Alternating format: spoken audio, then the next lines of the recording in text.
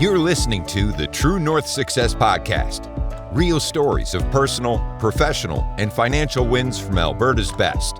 With your hosts, Gary Ma and Amy Kim. Hey everybody, welcome to the show. Today my special guest is Sabrina Souto. Sabrina is a very accomplished health professional practicing traditional Chinese medicine and acupuncture. Her personal experience with miscarriage, infertility, and death has strengthened her practice. She is the founder of Fertile Way, which is a community of professionals supporting fertility, miscarriage, pregnancy, and menopause with natural medicine and holistic treatments. Sabrina is also the lead allied care provider at the Pacific Center for Reproductive Medicine in Edmonton. She is also the CEO and co-founder of Palm MD, which is a natural hydration beverage blended from pressed Canadian apples and essential electrolytes. Palm MD will be featured on Dragon's Den on January 8th. It is my pleasure to have Sabrina Souto on the show today. Welcome to the show. Thanks for having me. Wow, that was a great introduction. Hey, you're welcome. Yeah. So I gave a quick overview of your success. Can you fill in the details of what your businesses are all about, who you are, who you serve, and how long you've been doing this for? Yeah, so in the space of healthcare, I actually started when I was quite young. I started in my school journey around 19. I was the youngest in my class, and at the time, Chinese medicine was not regulated. So it was a huge leap of faith. It was my stepfather who said, "Hey, you might want to look into this." I love medicine. I love science. But I know my personality. I have to understand things in a way that is just beyond the evidence or the evidence to date. So I went into school, and I was very fortunate that after I graduated, I realized that I knew nothing. So I had a mentor, and his name was Dr. David Chu.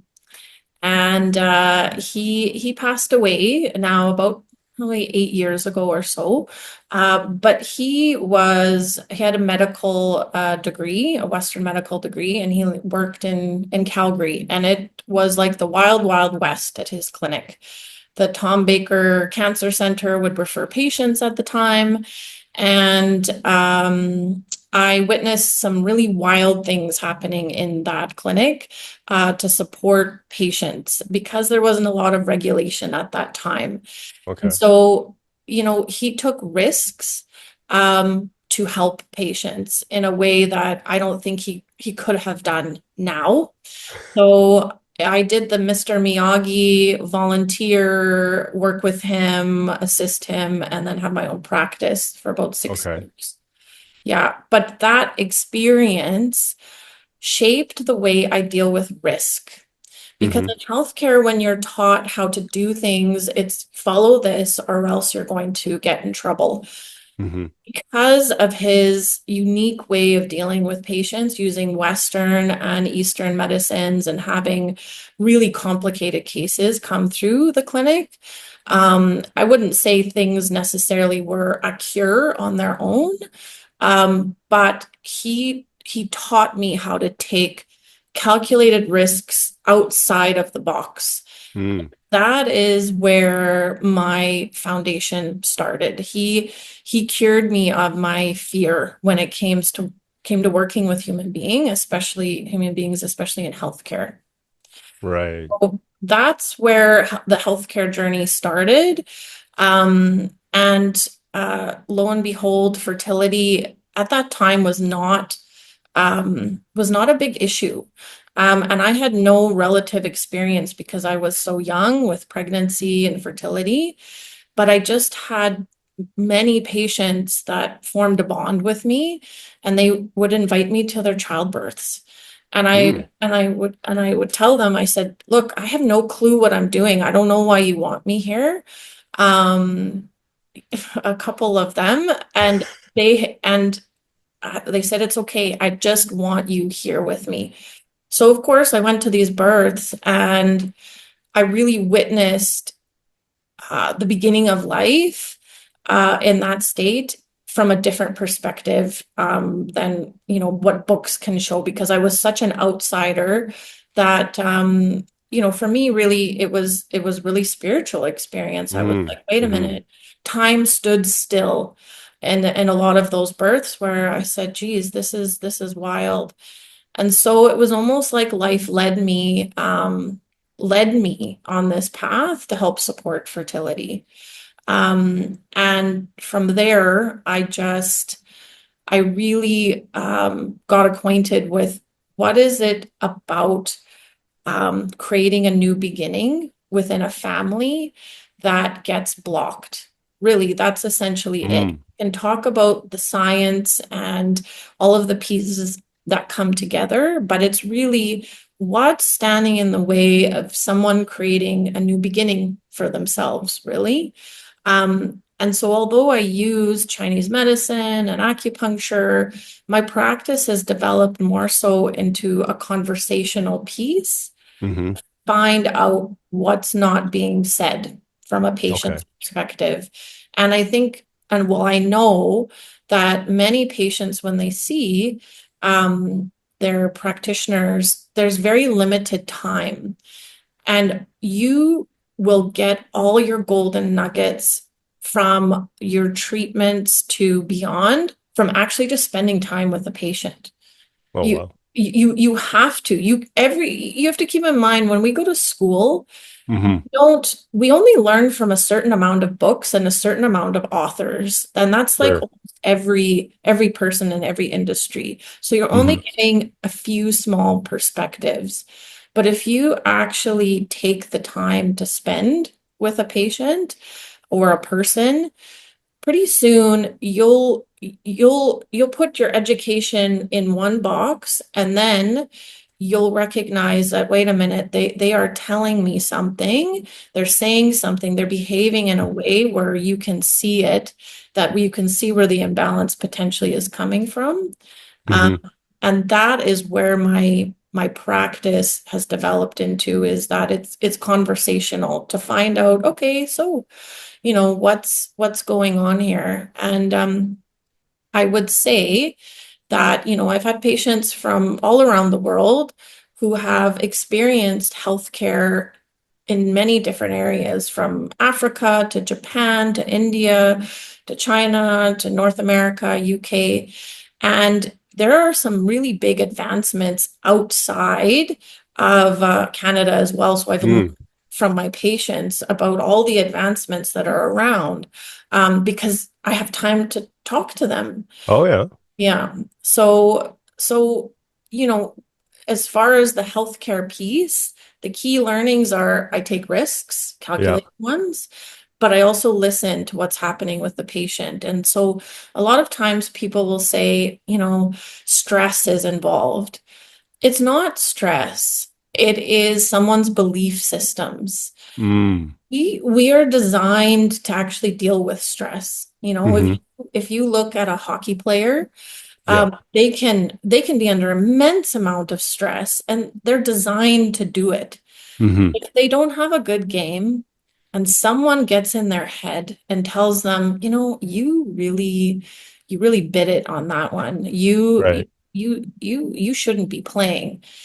If they have an even small belief that that could be true for them, Yeah. their body won't even be able to perform on the ice the next time. There's a Mm. very direct connection with a belief system and how Hmm. the body behaves. It's not the stress that we're taught.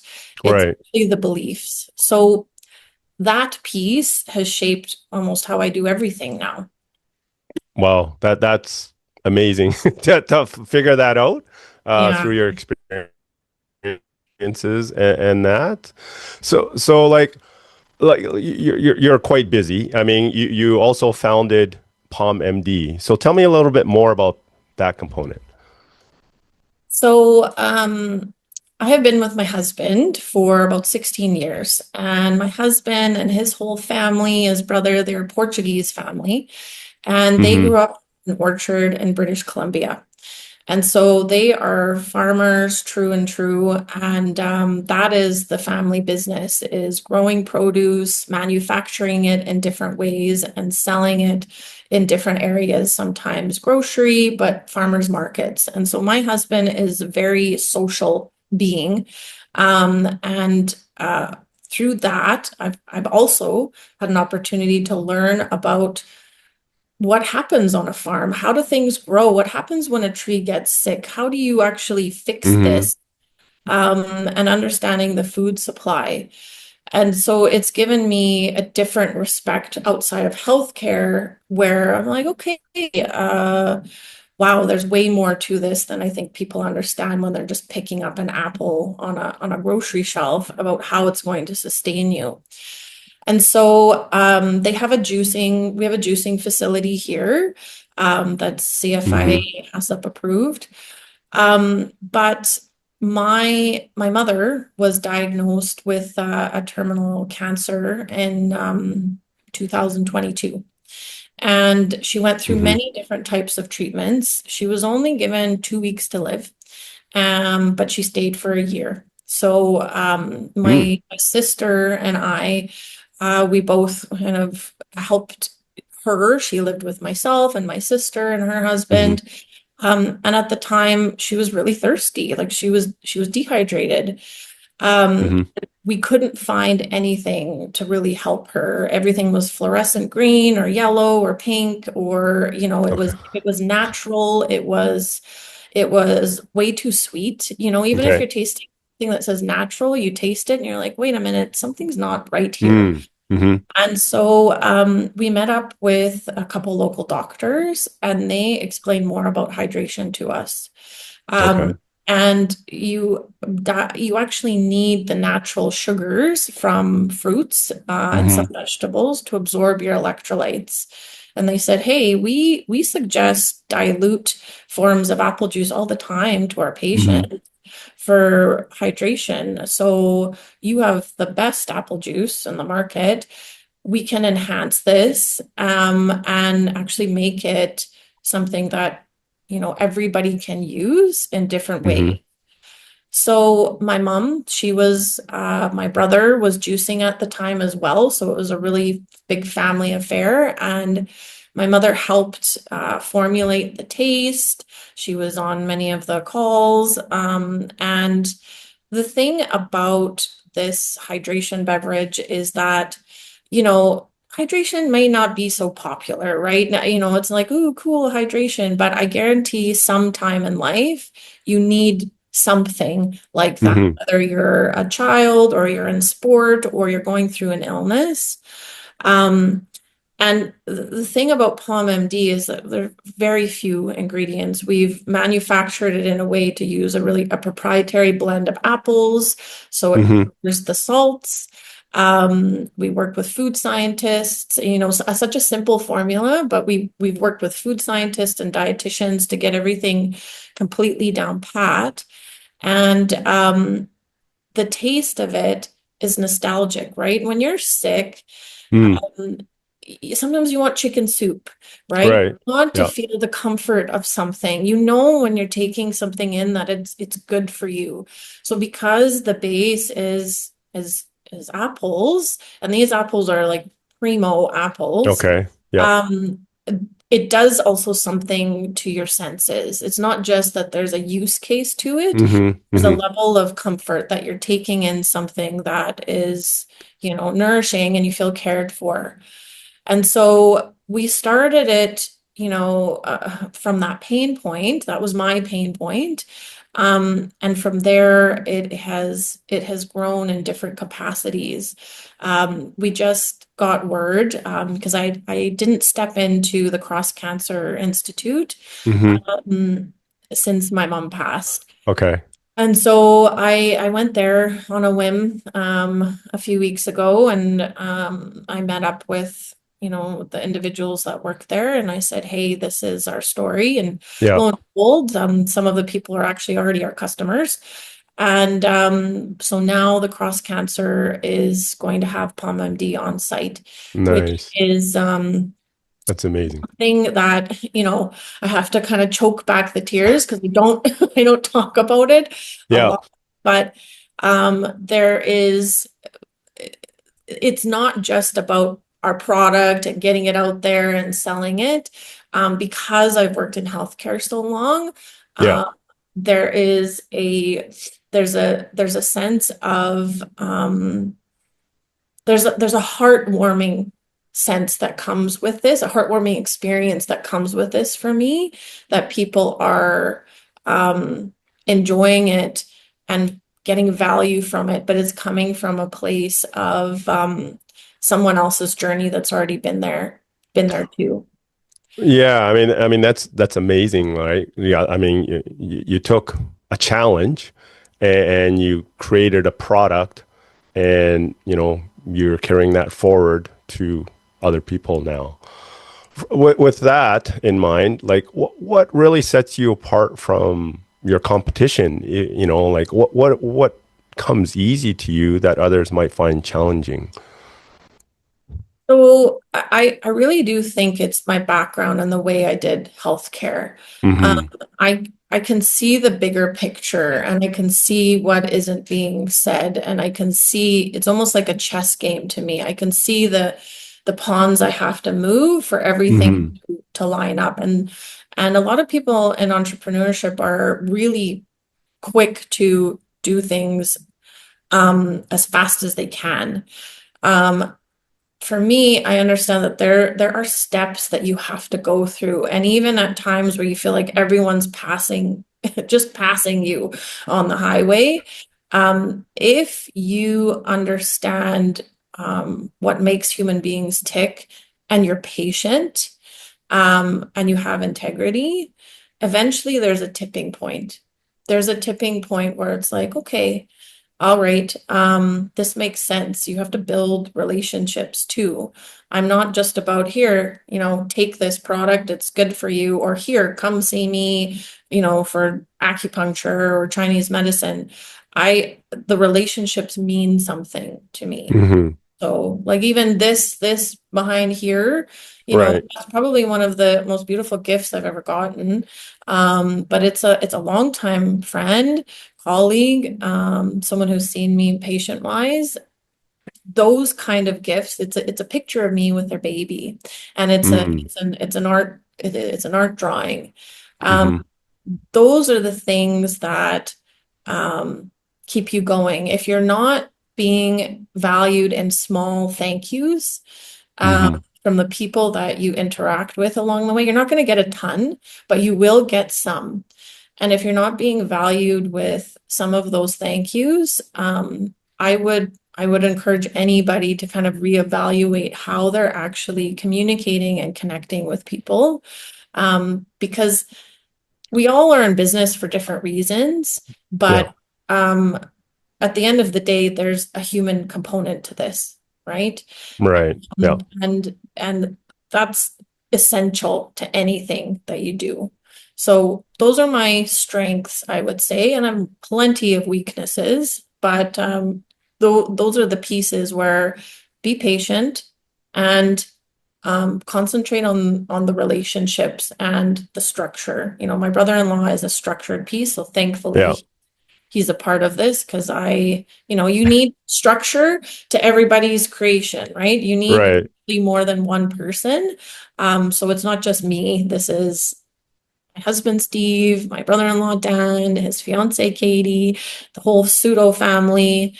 And that's the other thing that it's taught me that, you know, um, you can do things on your own, but it's so much easier and so much better to work with a team of people that you care for and you love. And surprisingly, I don't know, this large family, we don't have too many crazy spats. So. Right on. Right on. So with that in mind, what kind of tips or suggestions would you give someone who wants to be more successful? So it is, I guess in this day and age, I hear a lot, and especially in my healthcare industry, about manifesting, right? About, Mm-hmm. oh, manifest this and really focus and grind it out. Um, I am of a different mindset. I have learned along the way that being led, by Mm-hmm. whatever your belief systems are, I have my own belief systems, spiritual belief systems, that being led is a very different feeling than leading. And Mm-hmm. every time I feel that I am being led, there's Mm-hmm. a certain sensation I feel in the body. And it's like in business, a lot of high level CEOs, they have an intuition and a gut instinct where there's just something that pings differently in the body where it's like, this is off, or this is right. You can't let the shiny ball in front of you dictate where you're going. You have to at least take enough time, each and every day to just check in, Mm-hmm. do a prayer, do a meditation, take a walk. So then you can get reacquainted with your body and recognize what it is like to be led to the next step. Because I've had lots of no's and lots of things implode and all of these things Right. the way. Um, but they always feel really tense and icky. When things are really moving in the direction that they should, because I Mm-hmm. do believe everyone has a certain level of talent that they get to express, and so when you're in the zone expressing your talents, um, it's still hard, but you're going to have a roadmap that's much easier to follow if you know how to become a little bit more accustomed to how your body um, responds to every step that you're taking. So that might have been like a really wild answer for you, but it's not black and white, right? It's not grind it out is going to be hard. You have to learn your tells. You have to learn how your body responds to certain things. And even if you get exciting opportunities, but you know in your gut that it might Mm. just be the wrong thing, I mean, you'll pay for it down the road. It's not going to, be the worst thing in the world, but you'll have wasted valuable time.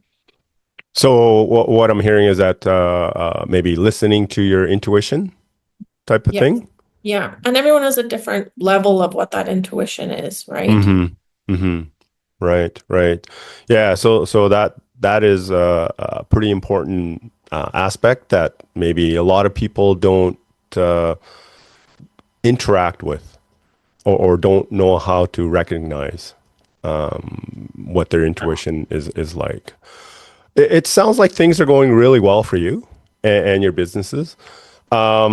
A lot of healthcare professionals are looking towards the future at how they can create income outside of their business to increase or even replace their current active income. What are your thoughts on this? Yeah, I think it's wise. I have two young kids where they're Hmm. on my youngest is 5, so I have the capacity to do a few other things. When it comes to healthcare, I do have an app that's coming out, and it's a really interesting AI-based app that can take my knowledge Hmm. and be as a little pocket guide for people that really want to get additional guidance and advice. And I think it's unfortunate with healthcare.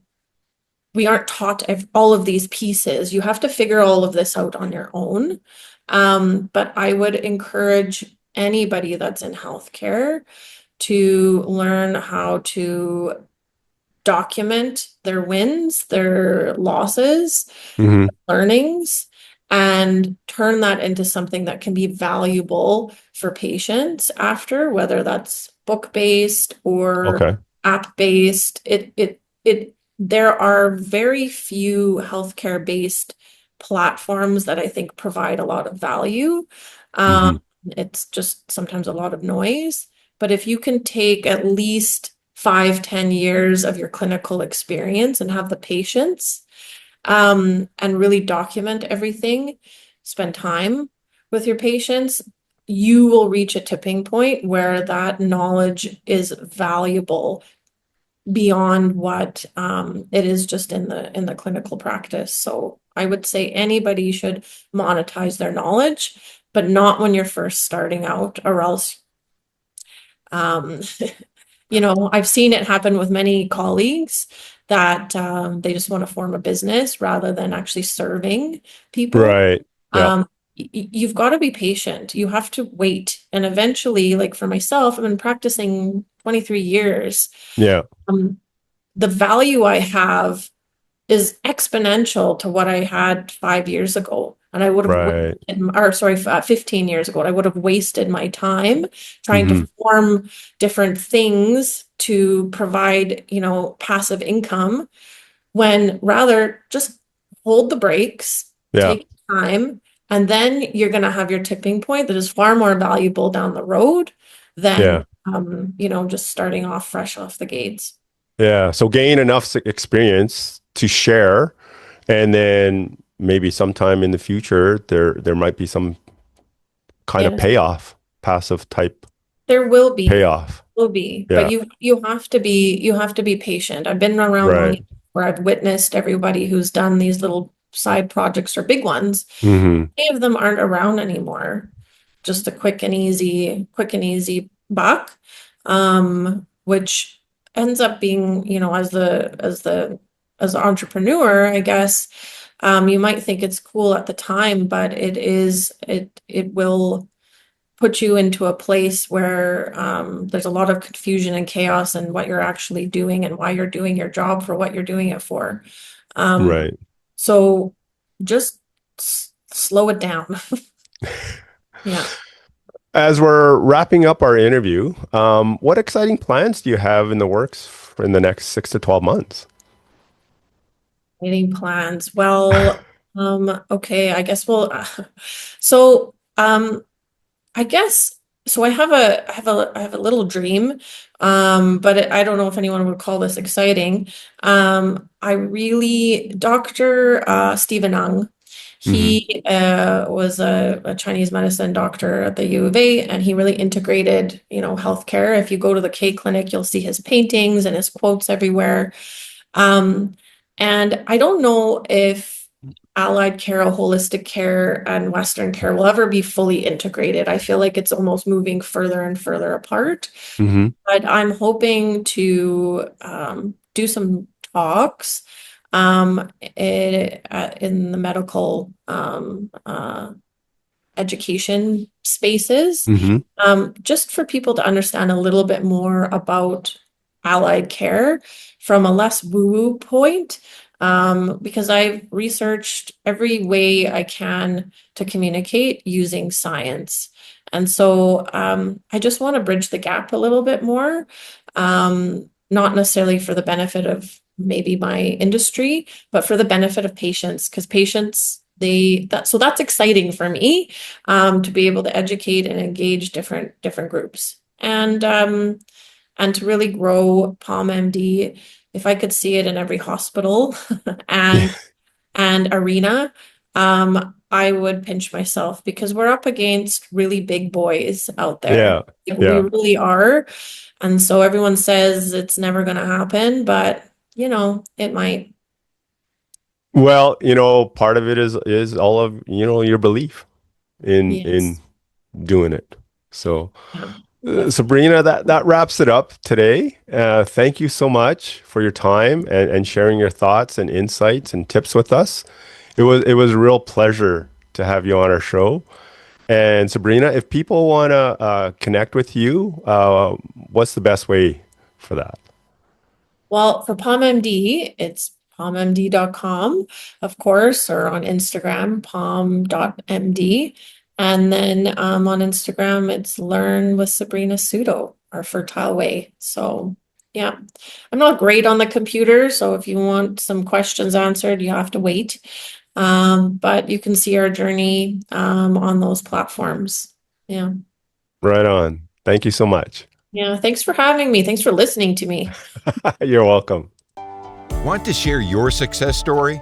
Apply to be a guest at truenorthsuccessshow.com/guest. We'd love to hear from you.